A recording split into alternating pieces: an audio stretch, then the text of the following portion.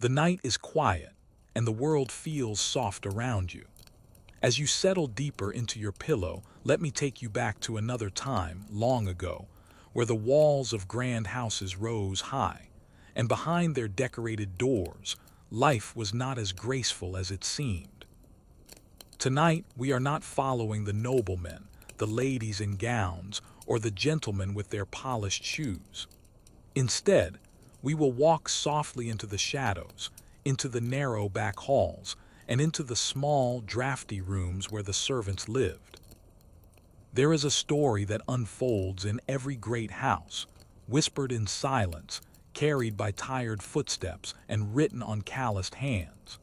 The story of those who scrubbed the floors, polished the silver, and carried trays heavier than their strength. For the wealthy, life was wrapped in ease, but for the servants, life was harsh, unforgiving, and rarely kind. Imagine the beginning of a servant's day. Long before dawn, while the rest of the house still dreamed in the warmth of their beds, the servants were already awake. Their rooms were not warm chambers lined with velvet curtains. Instead, they were little more than cold spaces tucked away in corners of the house, often near the kitchens or in attics where the air turned bitter in winter and unbearably hot in summer. The beds were straw-filled sacks, stiff and uneven, and sometimes shared with others to save space. Blankets were thin, barely enough to push away the chill.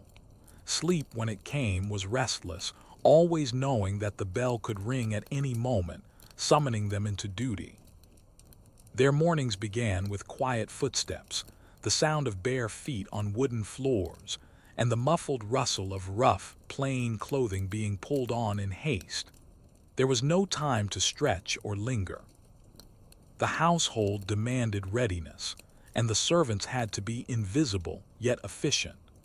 The wealthy wanted their world perfectly arranged before they opened their eyes, and that perfection rested on shoulders that would never receive praise. The first tasks were always the heaviest. Fires had to be lit before the cold morning air crept into the fine chambers. Coal or wood was carried in baskets that weighed heavy on tired backs. Ashes were cleared, soot-staining hands that would later be scolded if not perfectly clean. Then came the sweeping, the scrubbing, the polishing. Every corner of the grand house had to shine as if touched by magic, though no magic was involved, only aching knees and raw fingers. The work was endless, and it demanded silence.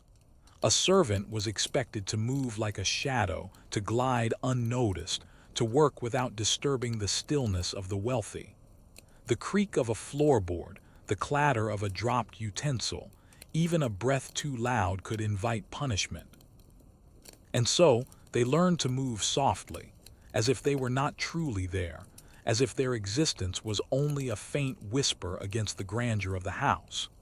Meals were prepared in kitchens filled with smoke and heat, long before the family sat down to dine. The aromas of roasting meats and freshly baked bread filled the air, but the servants themselves rarely tasted such luxuries. Their food was plain, scraps and leftovers, eaten quickly and often standing, because time belonged not to them but to the household they served. Hunger became an old companion, one that never truly left. And yet, within this life of constant labor, there was little choice. Many servants were born into poverty, and service was often the only path open to them. A child from a poor family might begin work as young as 12, carrying water or cleaning boots, their small hands already roughened by chores. For women, service meant endless cleaning, mending, and carrying, while for men, it meant lifting, fetching, and obeying. In every task there was obedience, an unspoken rule that they were not to think, not to question, only to serve. The walls of wealthy households held more than just grandeur, they held strict rules. Servants had their own staircases, narrow and hidden, built so they could move unseen. They had their own doors, so they would not disturb the grand entrances. They spoke only when spoken to, bowed their heads, and never met the eyes of their masters for too long. Their lives were shaped not by freedom, but by the constant need to remain small and silent. And when night came, when the wealthy drifted into dreams in feather-filled beds, the servant's day was still not done.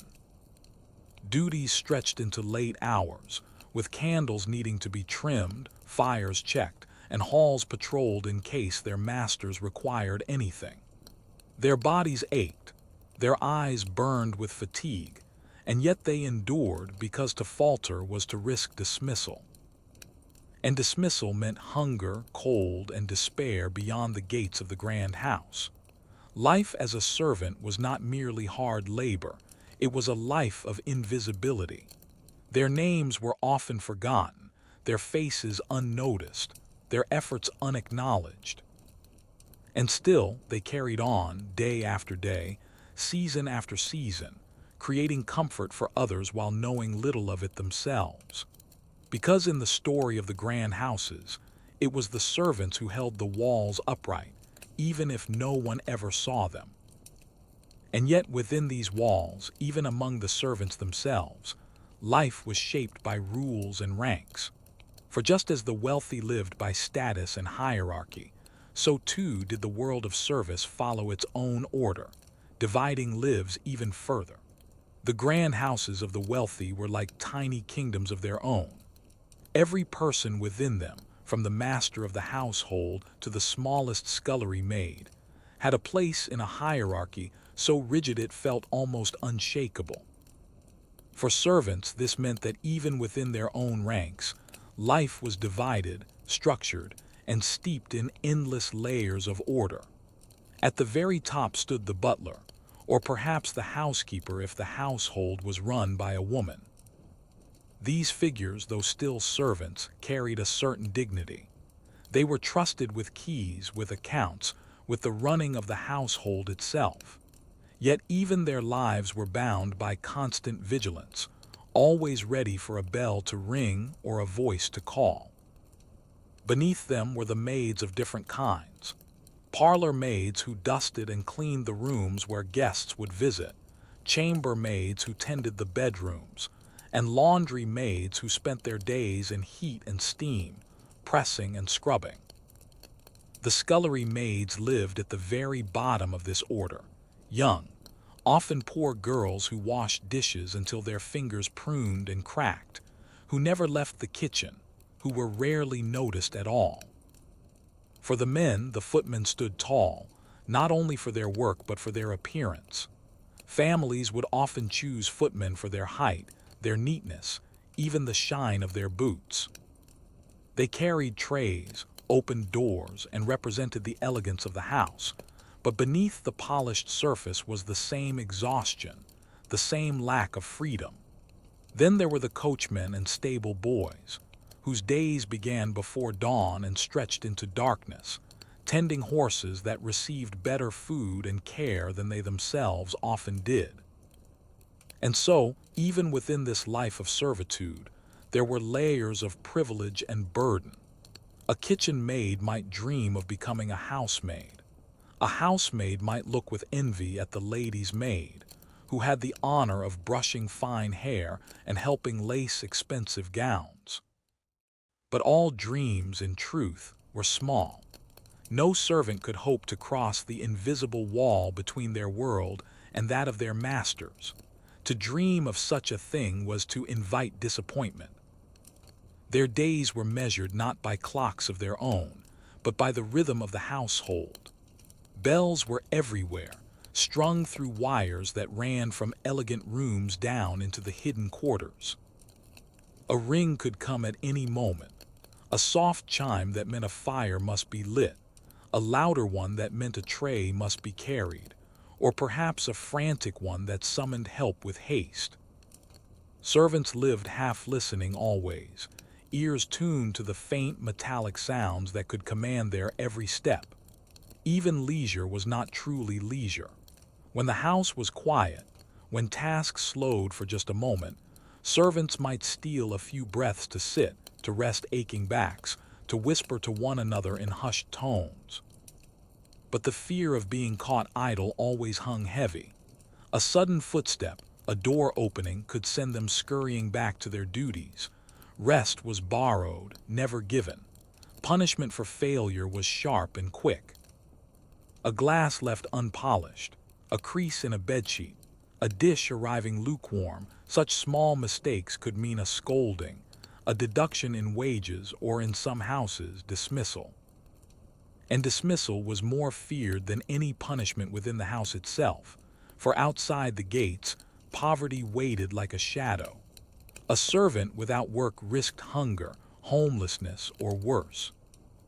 So they endured, bearing criticism in silence, bowing heads, whispering apologies, and trying harder the next day. Their clothes, too, told the story of their position. While the wealthy wore fabrics of silk and velvet, the servants dressed in uniforms that were plain, stiff, and practical. Aprons grew stiff with starch, hands smelled of soap, and boots were heavy, built for labor rather than comfort. For women, hair was kept simple, tied back, hidden under caps. For men, posture was part of their duty, standing tall, hands folded neatly, always ready to move at a signal. These uniforms were not just clothing. They were symbols of a life that was not their own. And yet, behind these roles, there were still people, hearts that longed for kindness, minds that wandered into daydreams, souls that craved a taste of freedom. A scullery maid might pause for a moment at a kitchen window, gazing at the sky above, wondering what it might be like to walk outside freely, to laugh loudly without fear of being overheard. A footman might feel pride in his polished uniform, yet ache with the knowledge that it was not truly his, but something lent, something worn in service to another's name. It is easy, when thinking of servants, to imagine only their labor. But their struggles went deeper, into the quiet ache of being unseen. Their lives were not their own. Their days belonged to someone else's comfort, their nights to someone else's security. They walked through grand halls every day but were never a part of them. They laid hands on silverware more expensive than anything they could ever hope to own, but those hands were always empty when the work was done. And in this, there was a kind of loneliness that rested like a weight upon their shoulders. To be surrounded by beauty, yet never to enjoy it. To prepare feasts, yet eat only scraps. To wash linen scented with perfumes, yet sleep on straw that smelled of dust. These contrasts pressed against them every day, reminders that they lived in a world where their worth was measured not by who they were, but by how quietly and obediently they served. And yet, as the candlelight dimmed and the wealthy drifted into soft slumber, the servants lingered in silence. They carried the weight of the day in their bodies, but also in their hearts. Still they endured, because endurance was the only path given to them, and silence was survival, and obedience was life itself. Because they walked through grand halls every day but were never a part of them. They laid hands on silverware more expensive than anything they could ever hope to own, but those hands were always empty when the work was done. And in giving so much of themselves to these households, servants did not only sacrifice their labor. They gave up far more, pieces of their own lives, their families, their freedoms. Service demanded more than effort, it demanded sacrifice. In every grand household, beneath the glitter of chandeliers and the warmth of fires that others enjoyed, there was a quiet truth: to serve meant to sacrifice. Servants were not simply giving their strength and their hours. They were giving away the pieces of their own lives, often without ever realizing how much had been lost until years had slipped quietly past them. For many, stepping into service meant stepping away from family. A young boy of 12 or 13 might leave his parents' cottage to become a boot boy in some great house. A girl, barely into her teenage years, might travel miles from home to begin work as a scullery maid.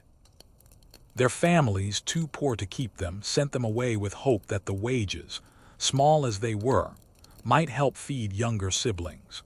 And so, children learned early the sting of distance, of being separated from the warmth of family, replaced by cold kitchens and endless tasks. Letters home were rare, sometimes impossible.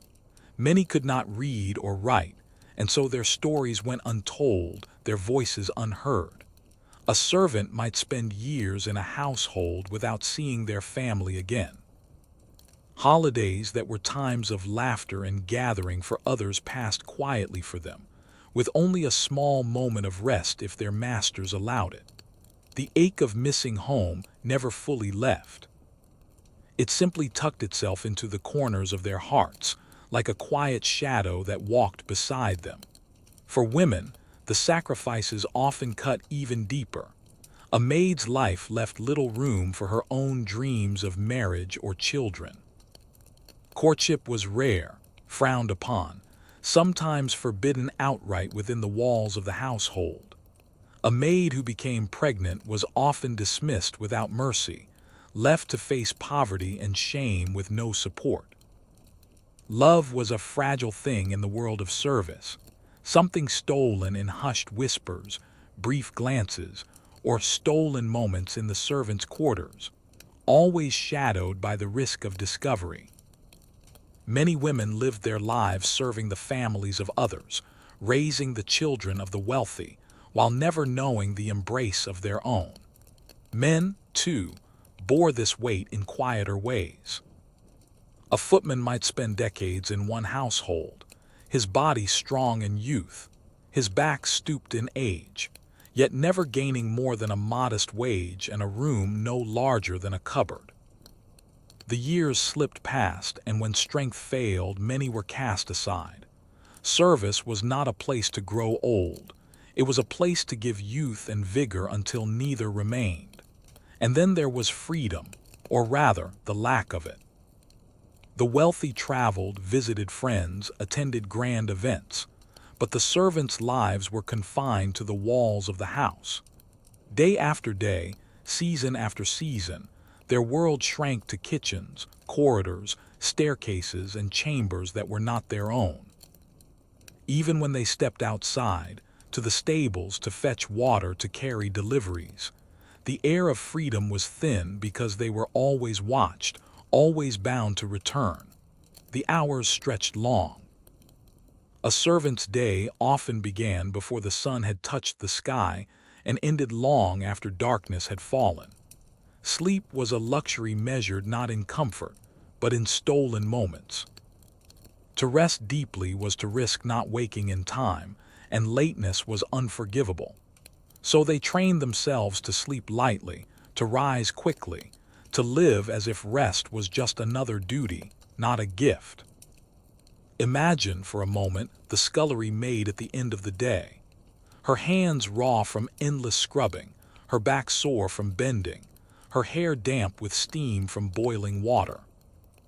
She sits for a brief moment on a wooden stool, her feet swollen in stiff shoes, her eyes heavy but still listening for the call of her mistress. She longs to take off her shoes, to stretch out fully, to close her eyes without fear. But she cannot. Her life is not her own. Or picture the stable boy rising before dawn in the biting cold, his breath clouding in the air as he hurries to feed the horses. His fingers are numb, his clothes thin, but the animals must be cared for before the master's carriage is ready. He strokes the horses' sleek coats, gives them hay, warms them with his touch, and knows deep inside that they live better than he does. The irony is sharp but unspoken. The sacrifice was not just physical but emotional. To exist in a world where one's voice was never asked for, where one's opinion was never considered, slowly chipped away at the spirit. Servants learned to hold their thoughts inside, to suppress their frustrations, to swallow their sadness. Their smiles were polite masks, their words rehearsed phrases of obedience. In silence, they carried their true feelings, locked away where no one could see. And yet, within this hardship, there was resilience. Small sparks of humanity survived even in the darkest corners of service. A whispered joke between two maids as they scrubbed the floor could bring a moment of laughter. A shared piece of bread, passed quietly at the end of a long day, could feel like a feast. These were the little rebellions, the tiny flickers of warmth that kept them going when the world seemed endlessly cold. There was also pride, though small, though hidden, in their endurance. A perfectly polished floor, a meal served without error, a fire kept alive through the night. These tasks, invisible to others, gave them a sense of accomplishment. It was not the kind of pride celebrated in ballrooms or written in letters, but it was something to cling to, a reminder that they had value, even if unspoken. Imagine those sacrifices. Picture the young girl leaving her home to serve in a house that would never truly feel like her own. Picture the man who gave his youth to a life of labor, his strength traded for wages barely enough to survive. Feel the weight of their absence from the lives they might have lived. The families never started, the freedom never tasted. And as the years slipped quietly away, life as a servant was measured not only by hours and duties, but also by the turning of the seasons. Each shift in weather brought with it new demands, new burdens, and new challenges to face. The wealthy might watch the seasons pass from the comfort of their warm chambers or shaded gardens, but for the servants, every season pressed its weight more deeply upon their shoulders. Winter was perhaps the hardest. In the grand houses, the fires needed to be kept burning from dawn until the deepest hours of night. Servants rose long before the first light, their breath visible in the frozen air of their little rooms. Their hands, already chapped and raw, grew stiff as they hauled buckets of coal or armfuls of wood through the silent corridors. Fires were lit one by one, in parlors, in chambers, in dining rooms, until the grand house began to glow with warmth. Yet for the servants themselves, warmth was rare. Their own quarters remained bitterly cold, the thin blankets on their beds offering little protection. Sleep was often broken by shivers, and the comfort they gave to others never returned to them. Snow and frost made every task harder.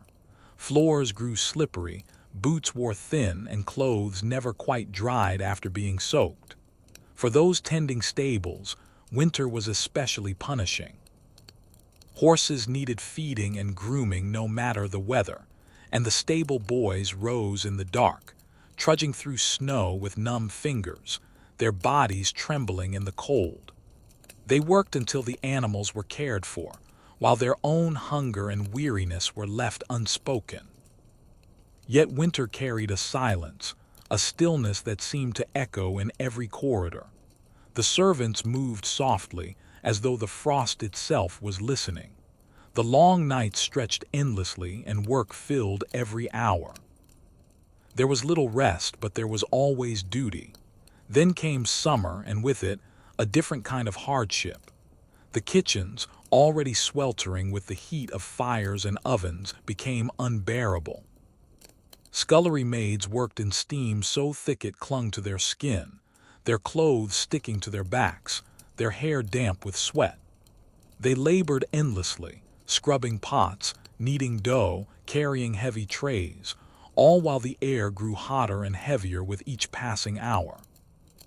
The wealthy dined on chilled fruits, refreshing drinks, and delicate dishes meant to ease the heat, but the servants rarely knew such relief. Their water was warm, their food plain, their hours no shorter. And while the wealthy took shaded carriage rides or strolled through cool gardens, servants hurried behind, carrying parasols, baskets, or trays, their own skin burning under the sun. Autumn and spring, though softer in their weather, brought their own demands. In autumn, great stores of food needed to be preserved for winter. Cellars were filled with salted meats, jars of pickled vegetables, sacks of flour and grain, all carried, lifted, and stored by the weary arms of servants. The work was endless, stretching from dawn to dusk, as they prepared the house for the cold months ahead. Spring, on the other hand, meant cleaning, what many called the great cleansing of the household. Curtains were taken down, rugs beaten, floors scrubbed until they gleamed. Windows were polished to catch the sunlight, walls wiped free of soot and smoke. Every surface had to be touched, every corner cleared of dust. Servants moved tirelessly, their hands red and aching from soap and water, their bodies sore from bending and lifting. Yet the house shone, and the wealthy admired the freshness of spring, never pausing to think of the labor it required. Seasons marked not only labor but also time. Servants measured the years not in milestones of their own lives, but in the endless repetition of duties. Another winter of hauling coal, another summer of sweating in the kitchens, another spring of scrubbing every corner of the house. Time slipped past like this, steady and unchanging, until one day they realized that years had passed, and little in their own lives had changed. For those who lived in the countryside, the seasons also brought reminders of the world beyond the walls. From windows, servants might glimpse the fields greening in spring, the harvest in autumn, or the snow lying heavy in winter.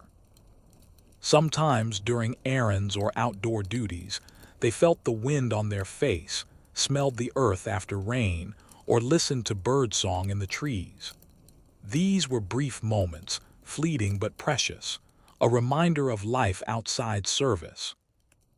Yet they always returned indoors, back into the endless cycle of work. Despite the hardships, the changing seasons also carried with them a kind of rhythm that gave shape to the servants' lives. They knew what winter demanded, what summer required, what spring and autumn would bring. Though each season brought labor, there was a certain predictability in it, a steady cycle that, in its own way, was comforting. In winter, their footsteps were muffled by frost. In summer, they moved through air heavy with heat. In spring, the scent of soap and polish filled the halls. In autumn, the musty air of cellars clung to their clothes.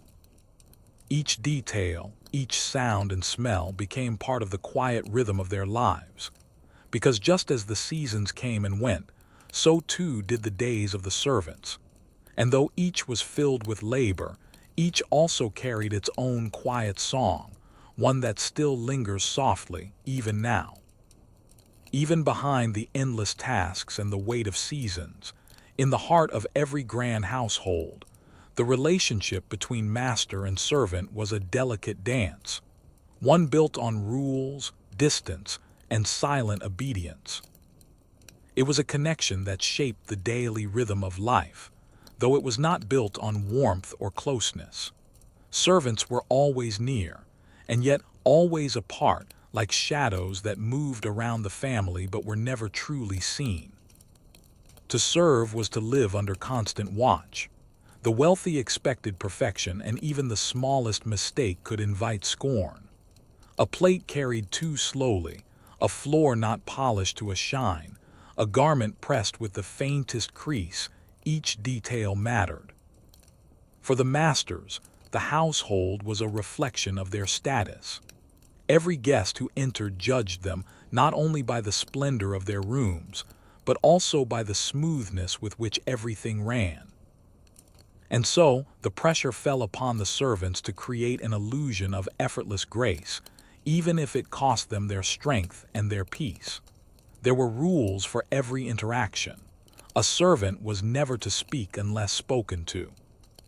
Eye contact was fleeting. Heads were often bowed and voices were kept soft and respectful. The wealthy dined in comfort, while servants stood at the edges of the room, silent and waiting, ready to step forward at the smallest gesture. It was a life of anticipation, of watching closely, of being alert at every moment. Yet within this rigid structure, human nature still lingered. Some masters treated their servants with a kind of distant fairness, demanding, yes, but not cruel. They offered words of acknowledgement now and then, a rare kindness that might stay in the servant's memory for years. A simple "thank you" or a smile could feel like sunlight breaking through a cloudy sky, rare but warming. Others, however, were far harsher. To them, servants were little more than tools, bodies to labor, hands to work, voices to obey. They scolded freely, dismissed without mercy, and demanded endlessly. For the servants in such houses, life was not only exhausting but also heavy with fear. Every task was a test, every day a tightrope walk across the possibility of punishment. And yet, despite the imbalance, servants often came to know their masters more intimately than anyone else. A lady's maid, brushing her mistress's hair late at night, might hear secrets whispered that no one else knew. A butler, standing silently in the corner during conversations, might learn of business dealings, private arguments, or hidden affairs. A nursemaid caring for children might grow closer to them than their own parents, watching them grow, comforting them in tears, singing them to sleep. These bonds, though quiet and unspoken, often left deep marks upon the servants' hearts. But such closeness was fragile. It was not equality, not friendship in the truest sense.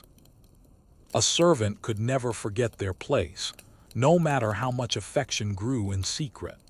A lady might confide in her maid, yet dismiss her without hesitation if a mistake was made. A child might love their nursemaid dearly, yet as they grew older, they would learn to see her not as family, but as a servant.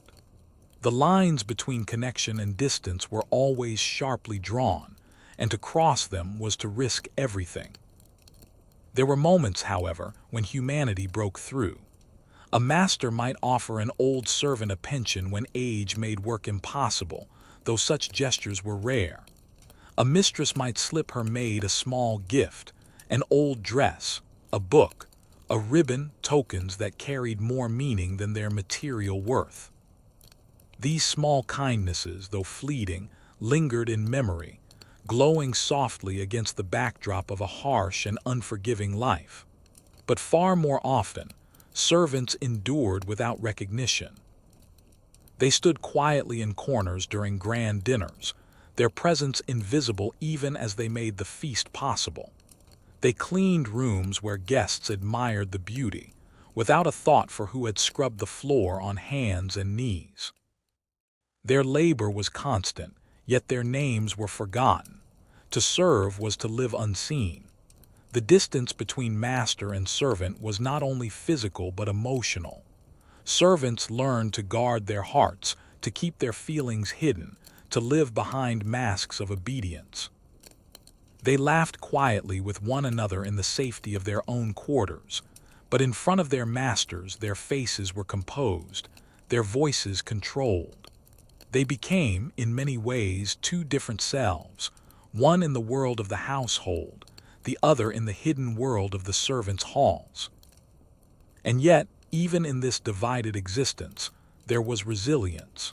Servants formed their own small communities, bound together by shared hardship. In whispered conversations late at night, they confided in one another the struggles they could never voice aloud. In stolen moments, they shared comfort, laughter, and hope. While the masters demanded obedience, it was in these small, hidden spaces that servants found their humanity.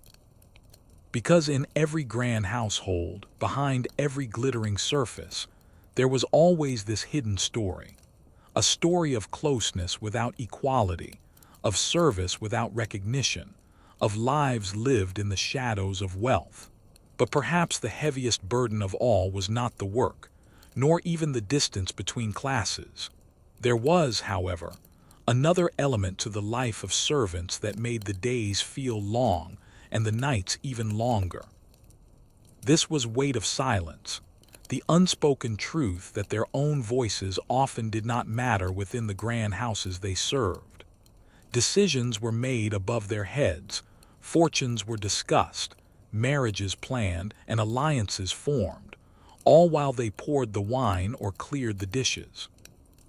They were present in the room, yet invisible, expected to absorb every detail and remember every instruction, but never to interrupt.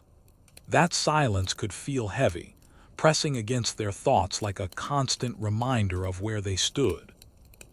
Imagine holding a jug of water steady while the family laughed, debated, or argued over matters of wealth and inheritance. The servant's hand aching yet unmoving, lips sealed, mind quietly wandering. To break the stillness with a misplaced word was to risk reprimand, or worse, dismissal. Many learned to master the art of listening without being heard, memorizing conversations as though they were part of the wallpaper, blending into the grand halls as quietly as shadows at dusk. And yet, even within that silence, there was a world of whispers. In the servants' quarters, away from the polished chandeliers and gilded staircases, voices finally found release. Around simple wooden tables, servants traded small scraps of news, gossip gathered from overheard exchanges, and fragments of their own weary dreams. These conversations were soft, cautious, and fleeting, like sparks in a dark room. A moment of laughter, a shared memory of home, a sigh of longing for a day of rest. These murmurs stitched together a fragile fabric of companionship, a reminder that even in their hardship they were not entirely alone. The work itself was relentless, but so too was the constant vigilance. A servant's mind could never fully rest. Every movement had to be precise, every gesture measured. To spill a drop of wine on an embroidered tablecloth or misplace a silver spoon could carry serious consequences. Even the act of walking was dictated by invisible rules: how fast one moved, how straight the posture, how low the eyes should remain when passing through the glittering rooms. This discipline was like an unseen chain, binding the body in a dance that was rehearsed day after day, until it became second nature. The homes they inhabited were both shelter and prison. The polished floors, the heavy velvet drapes, the ornate carvings that adorned doorways, all were meant to inspire awe in guests. But for those who lived and worked inside, these decorations could feel suffocating, reminders of grandeur that was not theirs to claim. A servant might spend hours polishing the gleam into a marble staircase, only to retreat later to a cramped, airless room with bare walls and little comfort. The contrast was sharp, a daily reminder of their place on the other side of wealth. And still, amid these conditions, the human spirit sought its small freedoms. A servant polishing silver might pause, if only for a moment, to catch the reflection of their own face in the metal. A kitchen hand might hum softly while chopping vegetables, letting a melody soothe the weariness in their limbs. These moments were fragile, fleeting as candlelight, yet they carried something important: the quiet insistence that even in lives bound by service, there was space for a trace of individuality, for the faint glow of humanity to shine through. As night would descend and the grand houses fell silent, another kind of labor began. Servants moved like shadows through the halls, ensuring fires were banked, doors secured, and chambers made ready for sleep. Their own rest came last, tucked into narrow beds or straw-filled sacks, bodies aching from the day's demands. But before sleep finally claimed them, they often lay awake, staring into the darkness, hearing the faint creak of old beams or the sigh of wind against stone walls. In those moments, perhaps their thoughts drifted far beyond the house they served, toward the lives they might have lived had their paths been different, or toward the fragile hope that tomorrow's burdens might be a little lighter. And so, as the candlelight flickers low, and the halls of those great houses fall into silence, we can let our thoughts rest upon the lives of the many who moved quietly through them. The servants who polished, scrubbed, lifted, and endured, whose presence was constant, though often unseen. Their days were heavy with duty, their nights short and restless, yet still they found ways to endure, with whispers in the dark, with fleeting smiles, with the small rhythm of routine that gave shape to their weary hours. In remembering them, we see not just the hardship, but also the quiet strength that carried them through each passing day.